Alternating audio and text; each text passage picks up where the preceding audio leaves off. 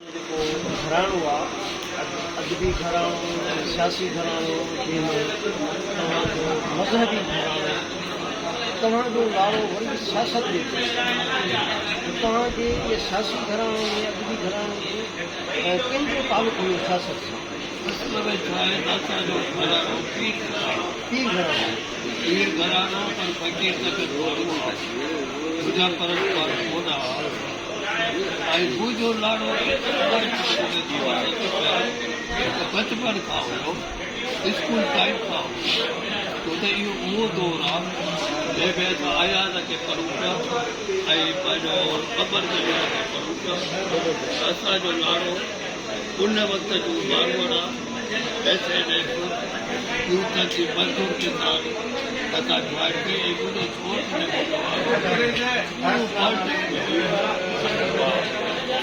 उनखे ॾिसी करे असां तालुक़ु पीपुल्स पार्टी सां हुयो मज़दूर communist party socialist party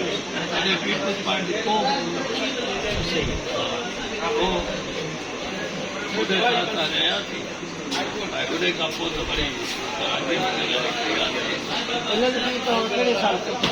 LLB कई आहे हिते अचण खां पोइ साल एडमिशन थियल ई बस 92 दिनाला कॉलेज हैदराबाद उन खां पोइ वरी वालिद जी बीमारी करे रोटी आहे जेको 10 साल खां पोइ थी वियो 1988 में 90 में वरी मां मैरिज कई उन खां पोइ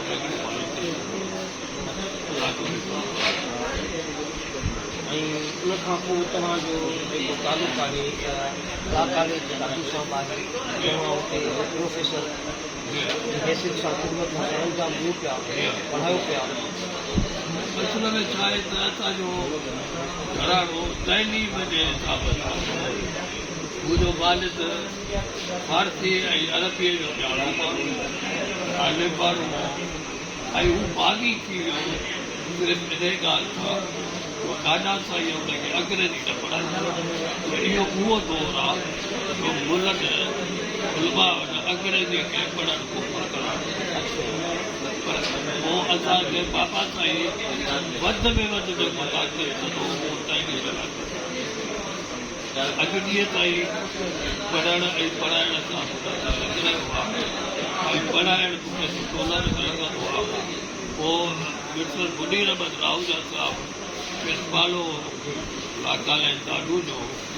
उनखे आउं चवंदो रहंदो हुउसि मूंखे जेको आहे ला कॉलेज में आयो आउं ऑर्डनरी कमु कंदो हिते अचण खां पोइ ट्यूशन सेंटर हलायो दादू में बहरहाल साईं जे महिरबानी सां साईं मूंखे फाइट कयो हुनजो चवणो त 10 साल प्रैक्टिस लेक्चरर जे लाइ कॾहिं मुंहिंजी 10 साल जी प्रैक्टिस पूरी थी पोइ साईं अचो ऐं अॼु ॾींहं ताईं पंहिंजी सर्विस कयां पियो तक़रीबन 17 साल मूंखे थी विया ही तव्हांजे दौर में प्राइमरी उस्ताद हुआ उहे हिकिड़ा मिसाली उस्ताद हुआ जिनका नाला अॼु तव्हांजे ज़हन में उहे कहिड़ा नाला हुआ तव्हांजी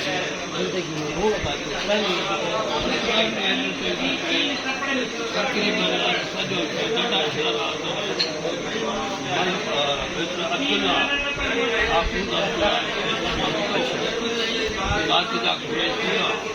मौलाना माण्हू असांखे पीउ वांगुरु हुन पंहिंजो ॻाल्हायो ऐं स्टाइल रखियो ऐं उन दौर में सुरमो आईडो बड़ी खेल क्लास में जेकॾहिं पोइ शागिर्द बिना आयो उस्ताद हुनखे दौर दोराईंदा एतिरे ताईं ॿार हूंदा शागिर्द हूंदा इहा तरबियत जेका ऐं 7 साल जो ॿार पर पोइ अॼु साल जो शासन थी वेंदो पर उन खां पोइ वरी असांखे टियों चोथों कढियो साईं जो यादगिरी बाबा कुरेशी साहिबु उहो बराड़ी उते असांखे पढ़ायो उहो बिल ते आई बाबू असांखे वॾनि जी बाबा साईं वॾनि जी उस्ताद जी इज़त कयो असां सॼो जेको फर्ज़ किरदाई हुई शहर हुयो घराड़ियूं हुयूं असांजी फैमिली वैलदान हुई सभु उन्हनि खे झुकी मिलंदा असीं